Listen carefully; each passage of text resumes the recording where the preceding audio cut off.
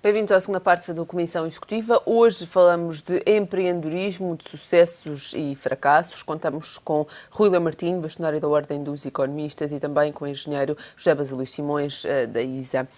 Engenheiro, sucessos e fracassos.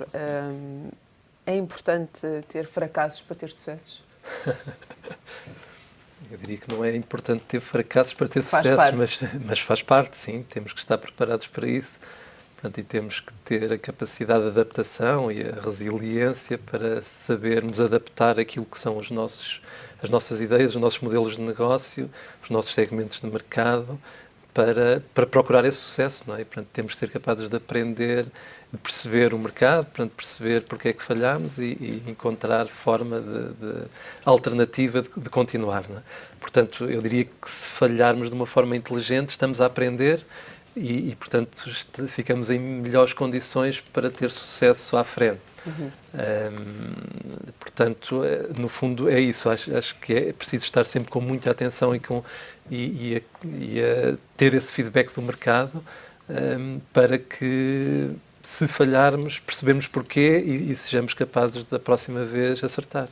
Falávamos há pouco das startups e destes projetos iniciais.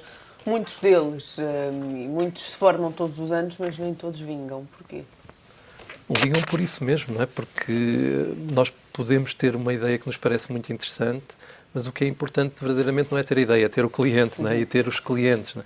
E depois podemos capturar um primeiro cliente e acabamos por construir o produto à imagem desse primeiro cliente e por vezes esse primeiro cliente não é representativo dos outros.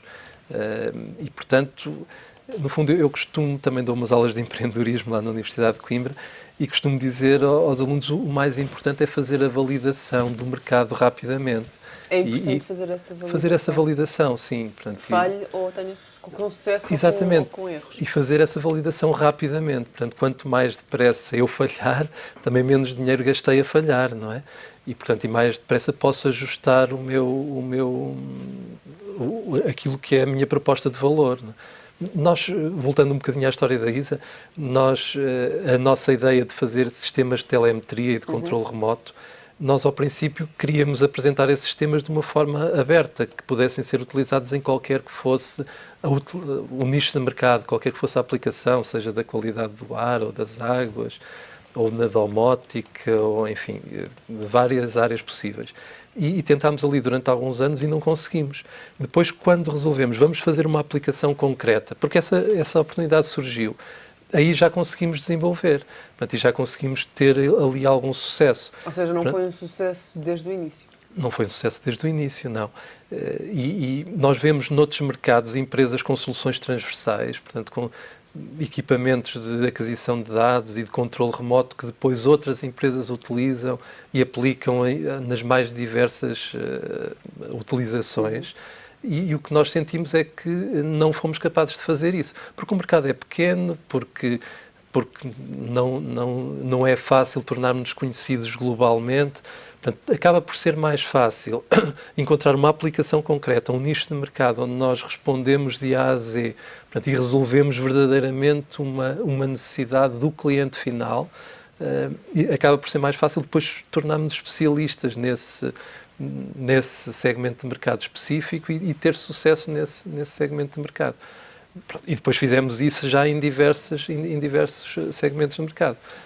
Agora, o que é de facto difícil é transpor esse sucesso que possa haver num conjunto de clientes para depois uma escala global. E o que nós vemos hoje em dia é que cada vez mais esses campeões mundiais, digamos, precisam de muito investimento, precisam de muito financiamento. E isso é o que é difícil para uma empresa portuguesa. Portanto, é necessário captar investimento internacional, porque para nós fazermos com que um projeto tenha sucesso à escala mundial, precisamos de facto de muito investimento.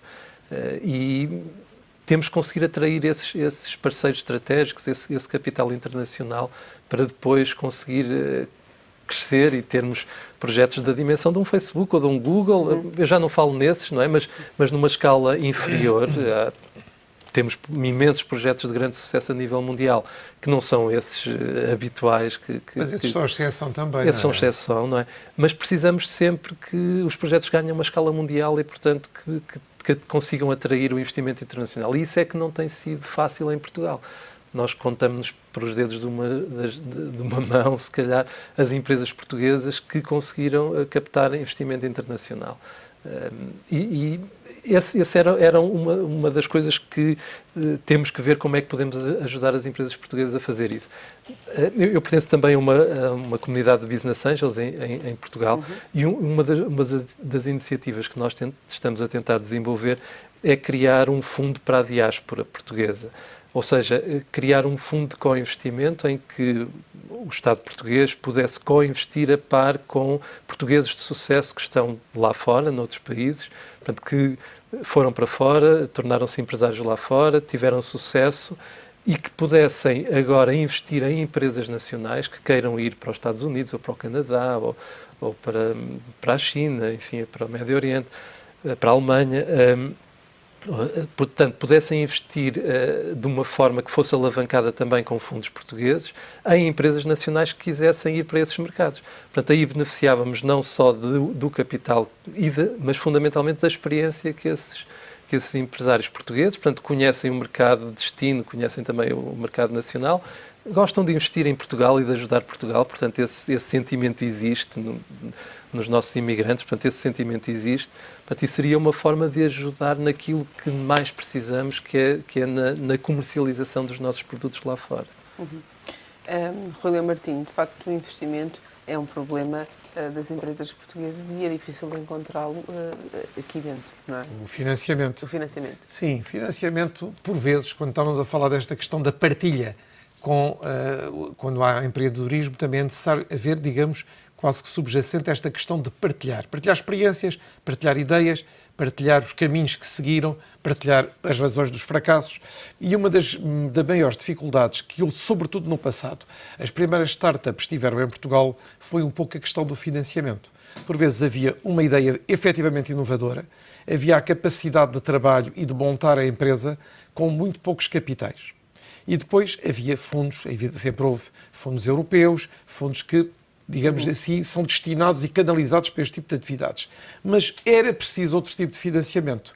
Esse financiamento, por vezes, foi conseguido internamente através da banca e as empresas ficaram muito endividadas. Tinham depois um serviço de dívida muito pesado e, como de imediato, não as vendas e, digamos que, o escoamento daquilo que são os seus produtos ou as suas inovações não é imediato, muitas vezes elas fracassaram por esse caminho. Quando se trata, então, de ir lá para fora ou de querer internacionalizar, mais difícil é. E, portanto, esta questão da diáspora é importante em Portugal de duas maneiras. Primeiro, esta que acabou de dizer o engenheiro José Basílio, que é tentar canalizar a experiência e a capacidade de realização que eles já tiveram em mercados muito exigentes, Estados Unidos, Alemanha, outros mercados, onde possam ajudar alguém que quer internacionalizar-se, que tem uma empresa bem construída, bem constituída e que tem uma boa ideia.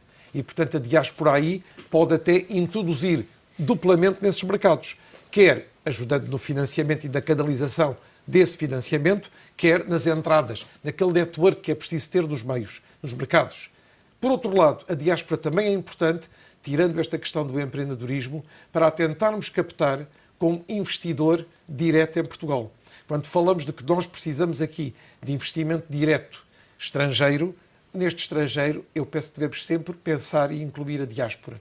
Tentar que alguns dos grandes empresários portugueses que estão em grandes mercados possam ter capacidade de aqui analisar e considerar que poderão ter sucesso e vir fazer aqui novos investimentos. Portanto, a diáspora que é mundial, nós temos diáspora, digamos, temos portugueses de sucesso em todo o lado, por vezes em mercados, em países em que chegamos e ficamos admirados desta rede ou daquela empresa ser de portugueses ou de gerações já de portugueses, eu penso que podem ser canalizados duplamente para nos ajudar neste problema do financiamento. Neste momento, as empresas novas que queiram surgir, as startups, têm financiamento, digamos, em termos gerais, da Europa e dos fundos europeus, mas, como eu disse atrás, eu penso que é muito importante também que, à partida, tentem reunir logo os capitais próprios máximos que possam ter para pôr a empresa a funcionar. E só supletivamente devem vir, digamos, ao financiamento alheio.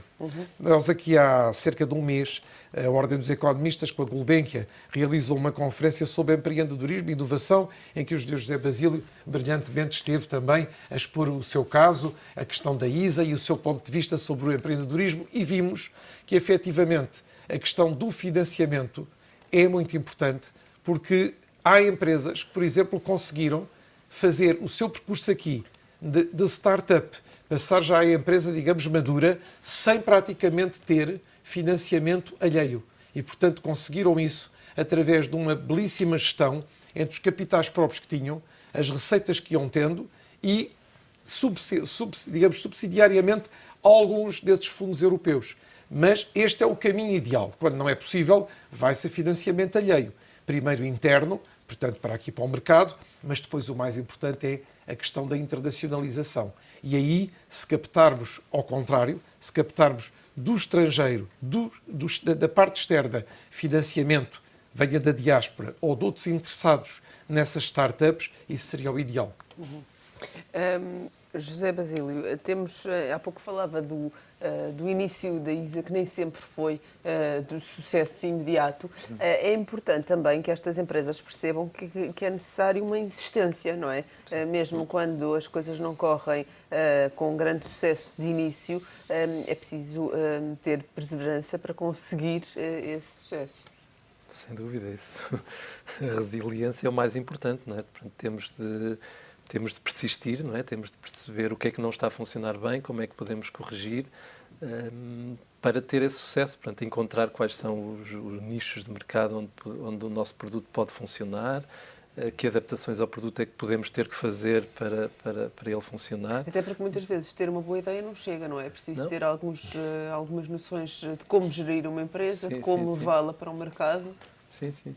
Sim, e ter essa abertura também para receber essa experiência também, portanto, aceitar que pessoas mais velhas possam participar no capital da empresa e possam ajudar nisso. Portanto, aceitar essa partilha é muito importante para esse sucesso.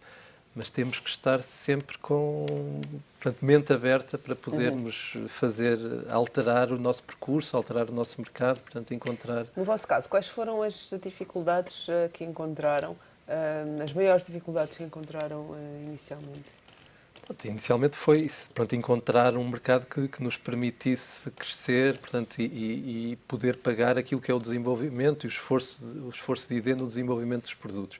Portanto, é um esforço contínuo que temos que fazer. Portanto, nós lançámos agora este produto para casa, o Cluj, não é, que permite fazer a monitorização dos consumos de energia em casa, mas o que fazia sentido, porque nós temos um background na área da energia, fazia e faz sentido, em mercados mais concorrenciais, em mercados em que há muitas utilities, como na Europa Central, em que as utilities têm que apresentar soluções inovadoras para se distinguirem das outras. Num mercado monopolista ou quase monopolista, este tipo de solução não é tão interessante. Mas ele pode-se aplicar para outras coisas. Por exemplo, estamos agora a lançar esta mesma solução para monitorizar a produção solar.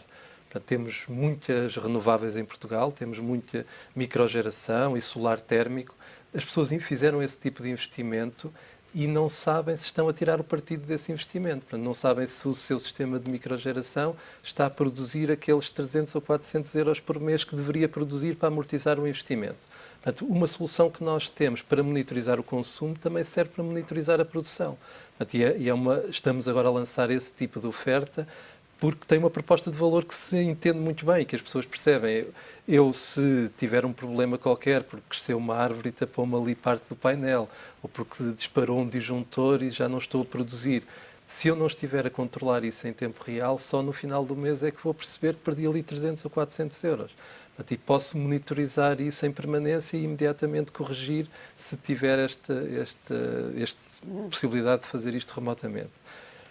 Por exemplo, isso, por outro lado, este tipo de solução é uma solução de smart home, de casa inteligente, onde nós podemos adicionar, e estamos a adicionar outras funcionalidades por exemplo, ligadas à segurança.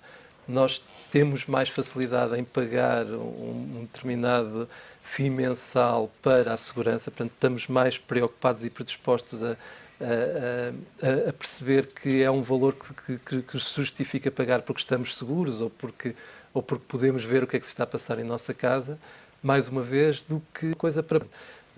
E então estamos a adicionar componentes relacionadas com a segurança no nosso sistema. Portanto, é este contínuo auscultar do mercado e perceber como é que podemos posicionar o produto para que o consumidor, no final, esteja mais disposto a comprar esse produto. Uhum.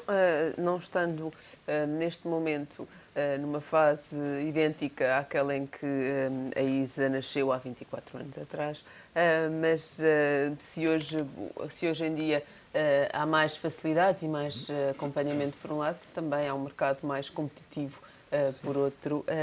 Que conselhos daria a quem quer começar uma empresa nesta altura difícil? Sim. Não, para já daria o conselho, primeiro deles todos, de não terem receio, de arriscarem e de irem em frente, porque hoje em dia, de facto, existe já um ecossistema de empreendedorismo suficientemente desenvolvido em Portugal e concursos de empreendedorismo que permitem lançar uma ideia, estar perante um júri que ajuda a validar o conceito, portanto, e que ajuda a perceber se estão a ir pelo caminho certo ou não. Depois há uma comunidade também, quer de business angels, quer depois de outros capitais que podem investir na empresa.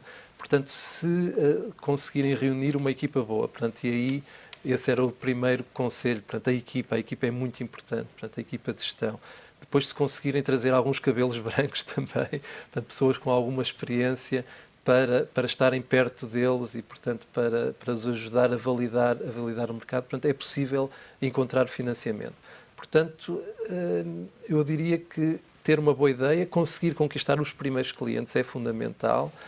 E depois ter essa capacidade de arriscar, portanto, não ter o receio de arriscar, ir em frente. Depois, se não funcionar, ok, vamos para trás, vamos continuar a ser empreendedores também por conta de outrem, não é? Porque podemos ser empreendedores e devemos ser empreendedores no nosso trabalho, seja ele qual for. Portanto, não precisamos estar só a ser empreendedores por conta própria. Portanto, arrisquem, não tenham esse receio.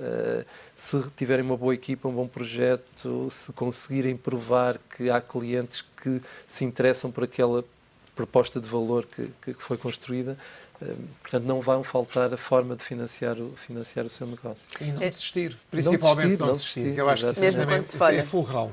Rui Leu Martinho, José Basílio Simões, muito obrigada por estarem presentes nesta comissão executiva que hoje aqui termina. Contamos consigo amanhã. Até lá.